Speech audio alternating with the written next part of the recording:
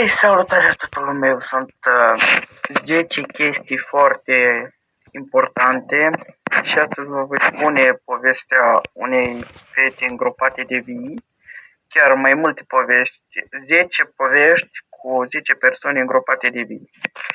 Mary Best avea 17 ani când s-a îmbolnăvit de holeră în India. Mama sa adoptivă părăsise țara de câteva luni deja. Când fetei i s-a făcut atât de rău și a petrecut ore întregi în agonie, pulsul ei a devenit din ce în ce mai slab, până când, în final, un doctor a declarat-o moartă. A fost înmormântată câteva ore mai târziu, în cimitirul din Calcuta. Se întâmpla în anul 1871, când victimele holerei erau îngropate la scurt timp după deces pentru a preveni împrăștierea bacteriei. Nimeni nu a pus la îndoială decesul tinei scrie. Însă 10 ani mai târziu, când mormântul a fost deschis pentru a-l îngropa și pe unchiul fetei, care murise recent, groparul și ajutorul acestuia au văzut ceva foarte înfricoșător. Capul costiugului era pe podea acestuia, iar scheletul fetei era jumătate înăuntru, jumătate afară, iar în partea dreaptă a cranului se putea observa o fractură puternică. Degetele acestea erau îndoite, iar hainele rupte. Se părea că Mary nu era moartă când a fost îngropată, ci numai în stare de inconștiință. Bolnavii de holeră intră în comă destul de frecvent, la fel cum s-a întâmplat și în cazul adolescentului, care cel mai probabil s-a trezit câteva ore sau zile mai târziu fără să știe unde se află. Următoarea poveste.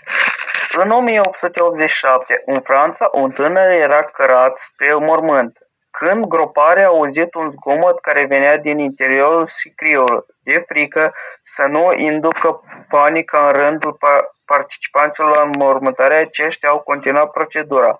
Totuși, toată lumea a auzit sunete din coșciug, aceasta devenind din ce în ce mai puternic. În loc să deschidă sicriul, oamenii au chemat primarul, însă până au ajuns acesta, băiatul a murit asfixiat. Următoarea poveste. Un alt caz îngrozitor s-a întâmplat în New York în 1851. Virginia McDonald a fost îngropată după ce s-a îmbolnăvit, în ciuda faptului că mama fetei a insistat asupra faptului că nu este moartă. Femeia a cerut apoi ca fiica ei să fie scoasă din gropă.